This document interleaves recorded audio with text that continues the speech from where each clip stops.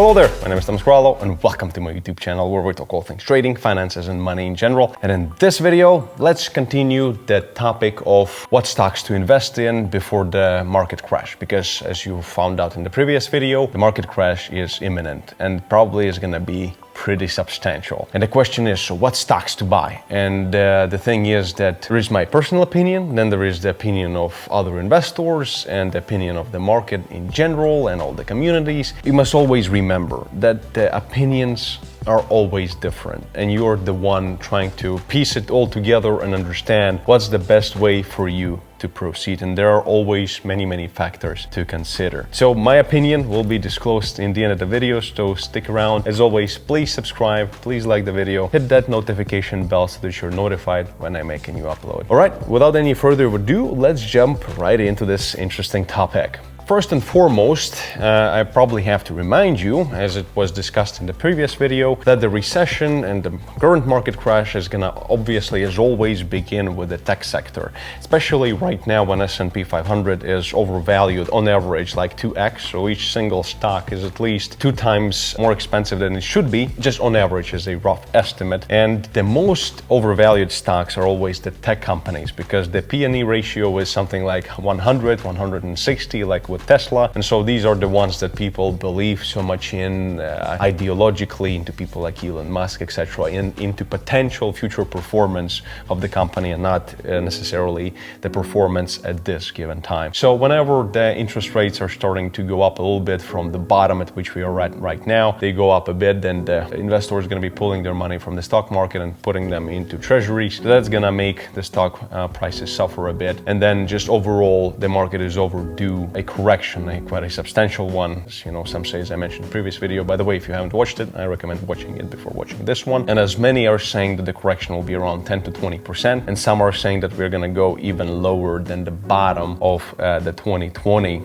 correction, the beginning of the coronavirus. That said, should you really put your money into a tech sector? Should you put your money into tech companies? You can, I mean, if you're the ARK Invest, but you should really hold off, just as in my opinion. And if you really want to have your money in the market, then you perhaps want to consider a really conservative approach and take Bill Gates as an example. Because right now, what is Bill Gates doing? Bill Gates has sold a lot of companies. Let me just double check. 14 stocks from his portfolio in 2021 and bought only one. So it's also an interesting indicator. And what does he do? What does he do with the money? Guess what? He is actually physically buying farms. Currently, Bill Gates is the largest private owner of farms in the United States, which is in total almost like 250,000 of acres of land, which is stupendous huge. And of course, we are not really exactly billionaires here, so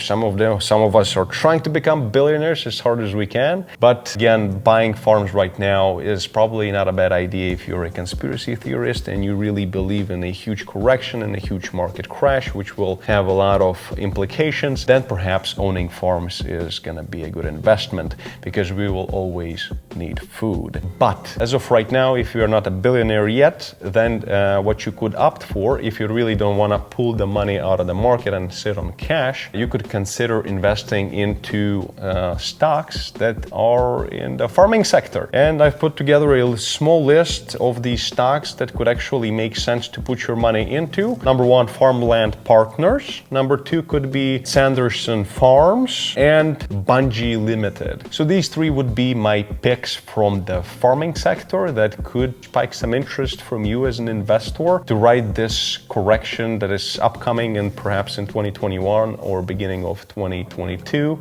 We'll see what happens. But I have to remind you that these are not going to be some kind of a short-term solution. Investing into farm stocks would probably be, number 1, very conservative and very long-term investment. So this is a way to park your money and wait out a huge correction. But again, you have to understand that whenever the whole stock market is moving down, there are going to be certain stocks that might keep afloat. But most of the time, the whole market all of the stocks are going to go down a bit, depending on, again, the tech companies might take like 60% dip, while maybe farming companies will take in this kind of, depending on the crisis itself, depending on where it's originating and what kind of implications it has. So the farming might go up a bit, might go down, but just a bit, and not like 60% correction. But this is something that you have to keep in mind, that there is still is going to be risk. So what you can do, and that's what brings me to the point of what I'm going to be doing and what I'm currently doing. As you know from some of my previous videos, I'm sitting on some cash right now. So I still have my crypto portfolio that I'm putting back together as the price moves lower and lower, and all of these videos you can watch as well. Subscribe to the channel, a lot of interesting stuff. I also have some cash laying around for the purposes of, number one, my own private equity that I'm investing into my own projects. Number two is when the market correction is going to happen, I'm going to be starting to buy certain stocks here and there, something that will be discussed and disclosed in this YouTube channel as well. And that's my approach. So that's what Warren Buffett also said. He's sitting right now on about $145 billion of cash, 150 billion, so a lot of money. So he sold off a lot of his stocks as well, and is sitting on an enormous piece of cash. So it's only about 20 or so percent of his total portfolio, but we have to remember that these tycoons, these people who manage hundreds of billions of dollars, they cannot just liquidate all of their portfolio, so it wouldn't be necessarily a good thing. So when you have a lot of cash, of course, it's going to be damaged by inflation, and the overall value of money is always decreasing as it's sitting and doing nothing. Of course, as always, it's simple rules of modern economics, but it gives you a chance to buy in 50 cents on the dollar into something that is a great value, and getting in at an undervalued price, not overvalued, but undervalued.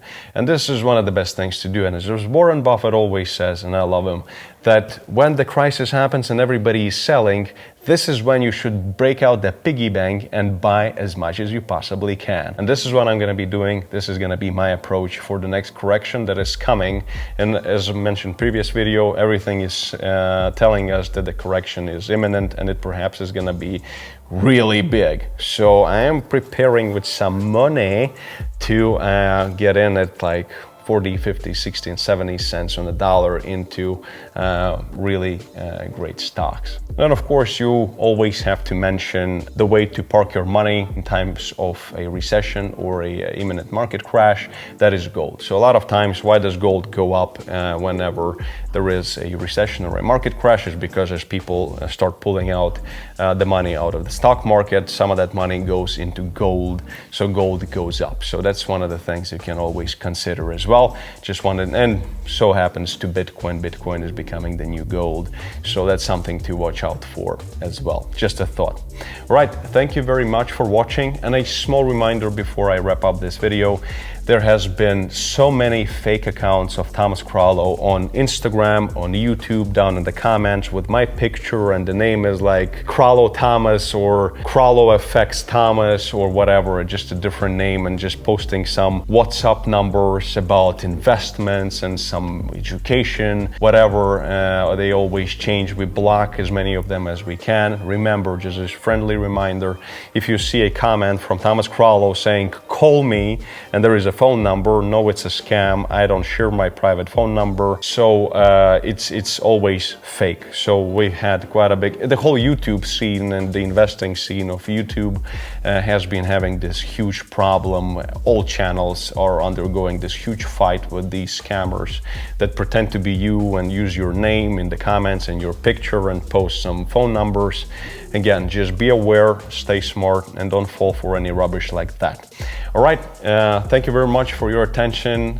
Peace and love, Thomas Krallo. Stay smart in the markets, and best of luck with the upcoming correction. See you in the next videos.